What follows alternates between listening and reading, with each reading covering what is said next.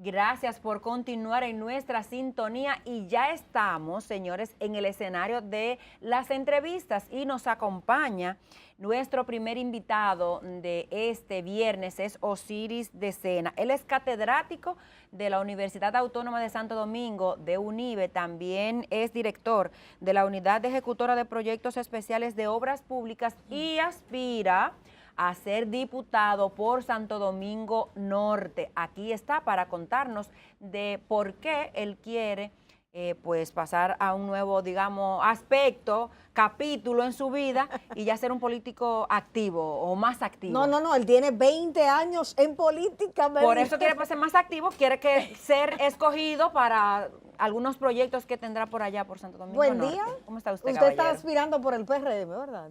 Y buen día, Mari Carmen, Ronnie, Yudelkis y a ese público televidente que despierta en RD temprano para Sí. sintonizar este prestigioso programa. De madrugada estamos aquí. Mire, entonces, usted está en estas aspiraciones, Santo Domingo Norte, PRM, ¿qué le motiva a pasar de una vida, digamos, activa, pero no tanto como lo sería ya si lo escogen, digamos, diputado, que ya tiene una responsabilidad de legislar y de representar en el Congreso a esa población de Santo Domingo Norte? Sí, realmente el municipio de Santo Domingo Norte es de los más grandes que tiene el país. Estamos hablando del tercer municipio en orden de cantidad de habitantes. Y si lo analizamos en términos de extensión territorial, ni se diga. Es un municipio que cuenta con 388 kilómetros cuadrados. Y sin embargo, no hemos tenido una ley Madeín Santo Domingo Norte. Y es un municipio que aunque en los últimos años ha experimentado un crecimiento en términos de desarrollo, pues lo cierto, no es menos cierto también que estamos en pañales en algunos aspectos. Por ejemplo, Santo Domingo Norte no tiene un cine donde la familia pueda ir a ver una película. ¿Cómo? Tiene que ir al Distrito Nacional. O una gran plaza comercial, ¿verdad? Plaza comercial ya tenemos Colina Centro, que recientemente se inauguró. Una de las más grandes que yo he impulsado visto. por el desarrollo poblacional y habitacional que se ha dado en los últimos años en la periferia de la Jacomas Luta. Pero no es suficiente. O sea, realmente en Santo Domingo Norte no hay ni siquiera un restaurante en donde la familia pueda celebrar una graduación, por ejemplo. Y a mí eso me motiva, porque creo que tenemos la oportunidad de poder contribuir con el desarrollo del municipio de Santo Domingo Norte. ¿Usted vive allá? O sea, aparte de ser, ¿vive allá?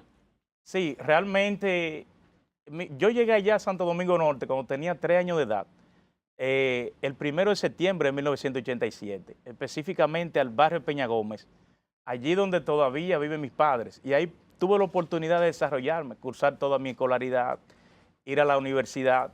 Y realmente es un municipio que me duele y por ello nosotros sentimos el compromiso de hacer más por el desarrollo de Santo Domingo Norte, porque hemos tenido muchos políticos, más de 100 diputados, desde que se fundó la República Dominicana hasta el día de hoy, y hemos tenido hasta presidente de la Cámara de Diputados, pero no tenemos ni siquiera una ley que haya nacido en beneficio del municipio de Santo Domingo Norte. Entonces, nosotros, desde una aspiración, ya tenemos 5 proyectos de ley y aspiramos a presentar por lo menos 8 o 10 iniciativas legislativas. ¿Y en qué ámbito van dirigidas esas iniciativas? Tenemos iniciativas en todos los ámbitos e incluso algunas son de alcance nacional. Por ejemplo, en mi accionar político, yo fui secretario nacional de Planificación y Estrategia de la Juventud del PRD. Y en la campaña del 2012 tuvimos la oportunidad de ser parte activa en la creación del programa de gobierno en materia de juventud de esa campaña. Y allí nosotros analizamos una problemática que ningún gobierno se ha detenido a pensar y que puede tener un impacto positivo en nuestro país, que es el tema de los reos, los privados de libertad. En su mayoría tienen 35 años o menos. En esa época, más del 70% de los privados de libertad tenían 35 años o menos. Y yo estoy convencido de que al día de hoy esas estadísticas son muy similares. Y eso crea una serie de situaciones y males en la sociedad que ningún gobierno se ha detenido a pesar. Por ejemplo, tú tienes, según las estadísticas, que esos privados de libertad salen generalmente peor que como entraron. Desformado en vez de reformado. No hay un sistema de clasificación integral ni de reforma integral. Entonces, un reo llega allí, quizá cayó preso por un abuso de confianza, digamos, y allí en la cárcel aprende 20 o más oficios delincuenciales. Entonces, también está el tema de que muchas veces esos reos tienen hijos en preadolescencia, que muchas veces empiezan a delinquir los niños y a prostituirse las niñas por no tener un sustento. Entonces, nosotros tenemos en carpeta una iniciativa legislativa que pretende corregir varios males de esos. Yo le he llamado a eso el sistema o proyecto de ley de reforma penitenciaria, que persigue 3 macroobjetivos, iniciando con formación, que en las cárceles sea obligatorio las instalaciones de escuela técnico-profesional y vocacional. Pero se da eso en el nuevo Pero modelo. eso se estaba en el ¿En nuevo el nuevo modelo modelo ahí, está eso. o Sí. se descontinuó? No, Sí, no, pero sigue todavía. O no sea, se- la gente allí recibe cursos, incluso hasta la UAS tiene Pero no hay un profesores marco legal que allí. lo obligue. No hay un marco legal ni está en todos los recintos carcelarios del país. Entonces, a mí me interesa que puedan ser sometidos a formación los distintos reos. Pero también está el hecho de que muchas veces esos delincuentes están prácticamente haciendo nada y delinquen desde las cárceles, se convierten en delincuentes cibernéticos porque no tienen ninguna ocupación. Entonces, a través de esa iniciativa legislativa, a nosotros nos interesa que puedan instalarse empresas productivas y zonas francas en las cárceles y que los reos tengan la obligación de trabajar para a través de ese trabajo puedan ser autosuficientes, puedan pagar por un techo, pagar por su alimentación, pagar por su agua potable, por su energía eléctrica, por su salud, y que entonces dejen de ser una carga para el Estado. ¿Y usted cree, perdón que lo interrumpa, que con una legislatura, con una ley eso se resolvería si no hay voluntad para hacerlo? Porque en este momento son muchos los planteamientos que se han hecho de poner bloqueadores, por ejemplo, de la señal celular en las cárceles para que no cometan los delitos que muy bien usted está indicando, que se delinque desde la calle, desde la cárcel. Y ni siquiera eso se ha enfrascado el gobierno, y no me refiero a este, porque eso lo planteó uno de los gobiernos del PLD y no se ha hecho, porque está siempre el tema de cómo entran los celulares, está bien, pero cómo se producen las llamadas y ese accionar que ellos tienen desde la cárcel, algún engranaje hay. Entonces, con una ley se cumpliría eso y la voluntad del que va a ejecutar la ley, ¿dónde queda? Evidentemente que se necesita de voluntad para cumplir la ley, pero tenemos que empezar por tener la ley. Tú figuras que no tuviéramos ninguna ley pensando en que no hay voluntad. Entonces viviríamos, como dicen popularmente, como chivos sin ley. Tenemos que empezar con la iniciativa legislativa y luego impulsar para que se cumpla esa ley. Pero ese proyecto de ley del que yo te comento es bastante ambicioso, porque yo te comentaba que perseguía 3 macroobjetivos. Pero el simple hecho de que los recintos carcelarios sean autosuficientes le ahorraría al pueblo dominicano más de 5 millones de pesos al día prorrateado, que nosotros invertimos en los reos y es prácticamente como invertirlo en un barril sin fondo. Porque a través de esa iniciativa legislativa y fomentando la voluntad para el cumplimiento de esa ley, entonces nosotros tendríamos una sociedad más justa. Porque imagínate que nosotros en esa ley que también pretendemos proponer un programa de reforma integral y de clasificación y vayamos reformando presos, son delincuentes menos que tendremos en la sociedad. ¿Y usted no puede acercarse a un legislador de los del PRM y presentarle esa iniciativa como ciudadano interesado para que esos proyectos vayan caminando, lo que usted llega al Congreso porque si el gobierno, por ejemplo, se va a ahorrar 5 millones 5 millones diarios. Eso es un proyecto que sería importante contar con él para el dinero que destina el gobierno en esos reos, pues al ahorrárselo, se hagan más obras. Y así con un diputado de los del PRM se somete el proyecto y se va empujando. ¿No le ha pasado eso por la cabeza de de hacerlo por esa vía mientras usted llega, sí, verdaderamente, ¿verdad? Los PRMistas, la población de Santo Domingo Norte le favorece ahora en las elecciones. Yo como catedrático universitario siempre he creído que el conocimiento debe ser libre. Yo de entrada le comentaba que ese es un proyecto que pudimos plasmarlo en un programa de gobierno en materia de juventud para la campaña del 2012. Es un proyecto público porque ya sí lo establecimos. Y aún habiendo transcurrido más de una década, nadie se ha preocupado por presentar una iniciativa legislativa, porque yo estoy planteando aquí una idea, pero una idea no es un proyecto de ley. Hay que sentarse a escribirlo para que pueda materializarse. El primer impulso. Sí, yo pudiera darle a cualquier persona un primer impulso, pero luego tiene que ejecutar su tarea.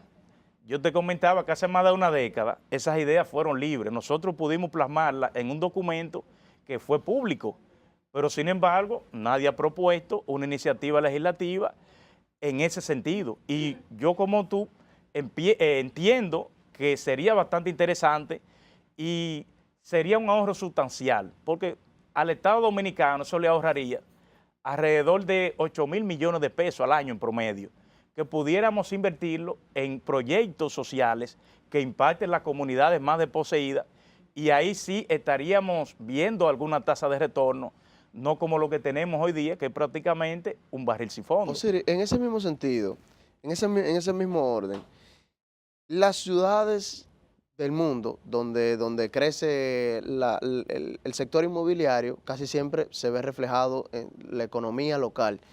¿Cómo trabajarían ustedes teniendo en cuenta que Santo Domingo Norte es uno de los sectores o de las zonas donde más está creciendo el sector inmobiliario? Vemos a diario que sale un nuevo proyecto habitacional grande, se le están haciendo el tema de la comunicación vial y todo esto.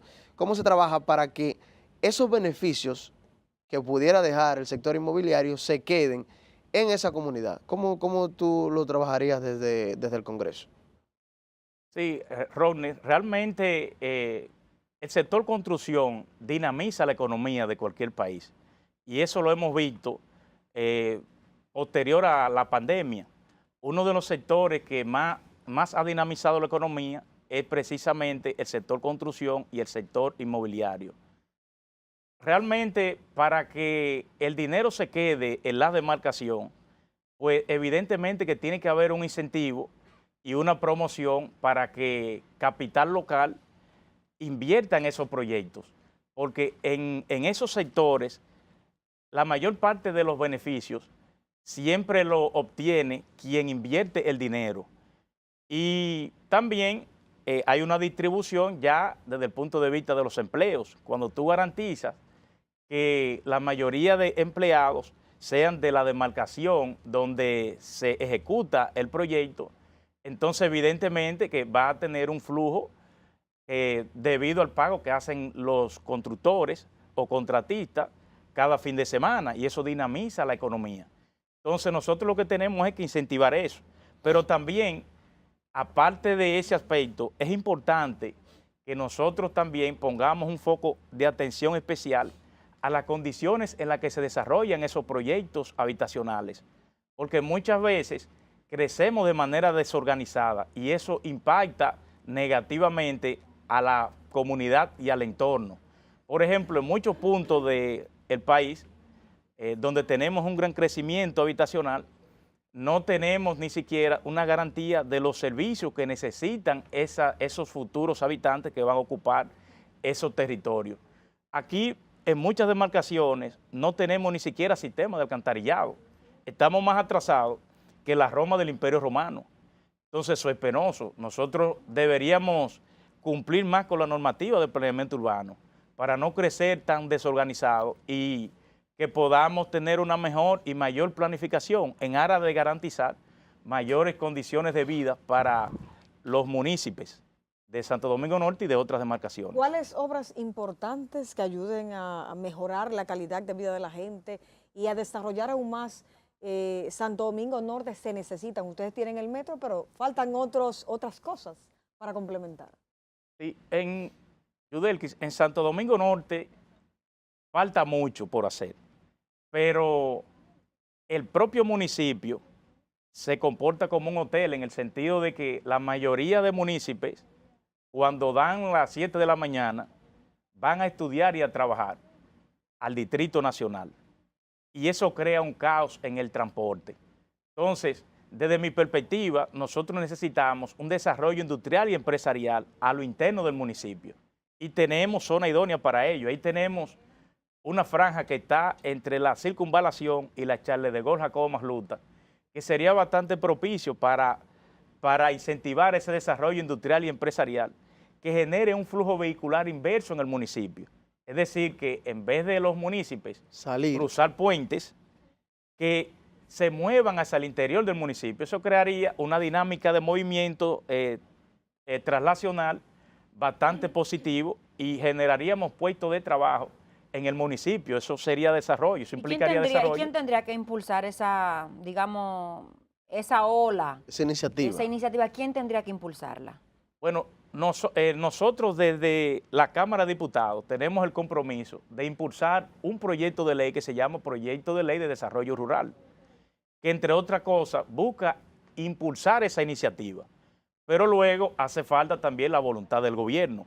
A nosotros como legislador nos toca ese rol de impulsar ese proyecto de ley y de hacer las labores que sean necesarias para que el gobierno pueda ir de la mano con nosotros y darnos ese impulso y que se cree ese desarrollo industrial y empresarial que va a estar vinculado al progreso de un municipio como Santo Domingo Norte, que es hoy día el tercer municipio más grande con el que cuenta el país.